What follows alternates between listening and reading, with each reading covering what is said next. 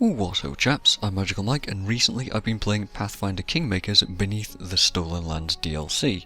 There's two parts to this DLC, one within the main campaign and the second, which is its own self-contained, randomly generated roguelike dungeon crawl, which is the part that I've been playing with a bunch, along with the turn-based mod, so I can appreciate every action that I take more easily. Kingmaker itself is a CRPG along the lines of Baldur's Gate or Icewind Dale, but using the Pathfinder or D&D 3.5 rule set. And a damn good one too. There's an insane level of depth with how the rules work and how they've been translated to a video game, which is mostly beyond the scope of this video. So, the idea of this mode is that you create a main character who starts out with a bit of gold, which you can then use to hire a few mercenary companions or buy a few bits of gear to then venture into the dungeons. These are all randomly generated little floors which get harder as you progress, featuring all the typical dungeon tropes like traps, secrets, random loot, hidden objects, rooms and walls, and with occasional added gimmicks that work like modifiers for certain floors that you'll see as environmental effects that add a puzzle-like element to all of that floor's enemies. These range from added elemental damage that gets inflicted by enemies, along with resistances too, which can make your typical fireball spamming sorcerer quite useless if you don't plan ahead, to effects like madness, mind control, level drains and random combat maneuvers like bull rushes and tripping for enemies to inflict you with. The eventual goal is to find a specific named boss-like creature, kill it, and then either see how far your party can carry on, or disband them and try a new group, which will spawn another boss-like creature somewhere in the new dungeon, and so on and so forth. Eventually you should unlock the ability to fight a final boss, but I've not made it far enough to see that yet.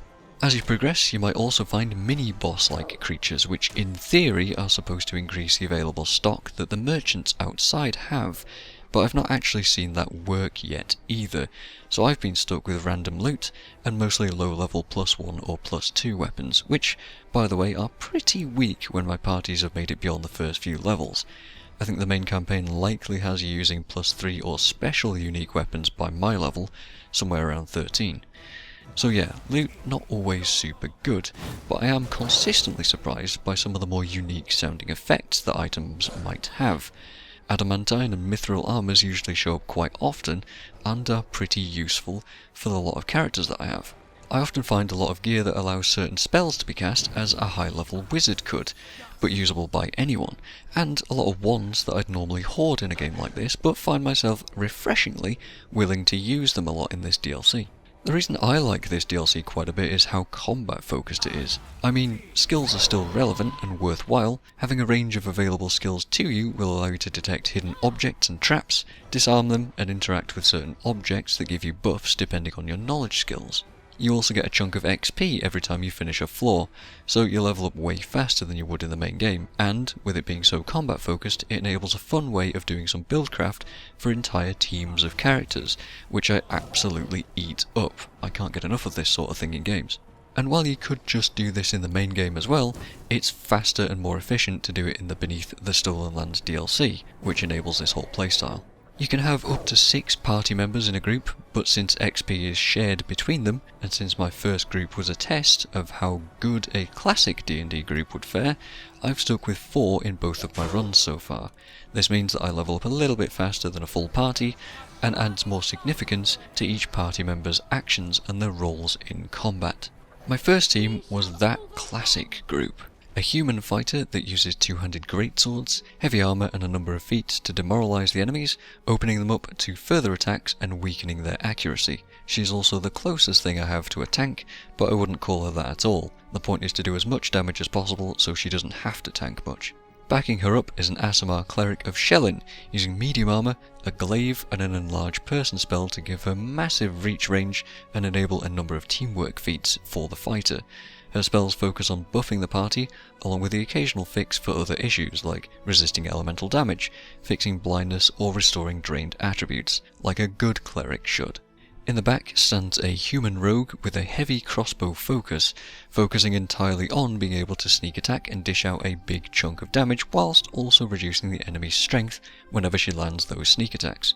She also has a shield proficiency because I wasn't confident in her melee abilities, but honestly, she's pretty handy with a rapier too. I just happen to have invested a lot more feats into the crossbow, so may as well keep using it. Her only weakness is that she's a one-trick pony. If the enemy is immune to sneak damage, she barely does anything. And finally is a tiefling sorcerer with the arcane bloodline, whose main purpose is blasting entire rooms with intensified, maximised fireballs, or the occasional dazing magic missiles, which are pretty handy in a tight spot. He's the guy keeping a few arcane buffs on our physical attackers, like Enlarge Person, Haste, or whatever else, and sometimes finds time to throw out some crowd control too, with the Shout spell or some grease. I'm not usually much of an advocate for blaster type casters. Usually I prefer them to have all the buffs and debuffs, but I figured I'd try it out, and I'm enjoying it more than I expected. Though it is pretty rough when I find fire immune enemies, relying on meta magic rods to change the damage type of fireball to something else, or using the Dragon's Breath spell instead. Overall, this was a very successful group, and it felt very fun to run it too. The next team was a bit of an attempt to play some weirder classes, and ideas that I don't normally touch. Granted, there's no multi-classing in either of these teams, and that's where most of the deeper buildcraft comes from in Pathfinder, but I'm not quite there yet. Up in front is a Tiefling Spawn Slayer, which is a Slayer subclass. The idea of this class is a kind of mix of Ranger and Rogue, using studied targets and Quarry to self-buff attack rolls and damage, along with sneak attack dice and a mix of Rogue talents and Ranger fighting styles. I'm using these to enable 2-weapon fighting with battle axes, which makes her an absolute damage monster, dishing out 5 or 6 attacks per round and capable of doing reliably 40 plus damage per hit. She also gets bonuses to combat maneuvers, so I've enabled her to bull rush and get attacks of opportunity while controlling the enemies a bit.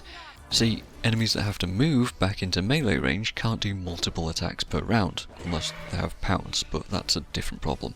The only other problem that I do have with this character is that I feel like she's got too much to do. It's either full attacks or studying targets and bull rushing them. But it's not too terribly problematic in the end.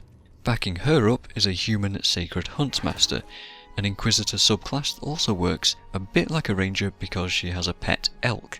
She carries a glaive, just like the previous team's Cleric, because she follows Shellin 2, and enables a bunch of teamwork feats with the Slayer and the pet, whilst giving a bunch of divine spell buffs to the team. And just like that Cleric, she's mostly behind the pet and the Slayer whilst enlarged, and using her huge reach to beat everything down.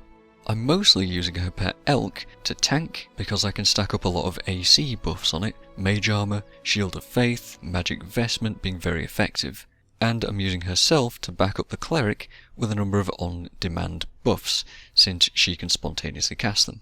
The third member is an Aasimar Ecclesiathurge Cleric of Sarenrae, using the Fire and Sun domains. Using a number of feats and the fancy ability of said class to prepare domain spells in normal spell slots, she's a cleric that has access to some powerful arcane evocation spells, namely Fireball, Flame Strike, and Wall of Fire. Again, I'll say that I'm not usually a fan of blasters, but I thought it would be fun to see how an offensive cleric would play, and it turns out very well indeed, since it's hard to argue with Intensified Fireballs and unresistible divine damage from Flame Strikes. Quite a simple build really, just blow stuff up and keep up sacred buffs on the Elk for AC bonuses. And finally, our Elven Thassilonian Wizard specialised in Necromancy. The Thassilonian Wizard subclass gives up 2 entire schools of magic in order to prepare an extra copy of a chosen school's spell at each spell level. So, in other words, I can't cast any enchantment or abjuration spells, which are extremely useful by the way, but I can cast extra necromancy spells. I'm not entirely convinced it's much of a benefit for this class, but I wanted to play a wizard that focuses almost entirely on debuffing enemies.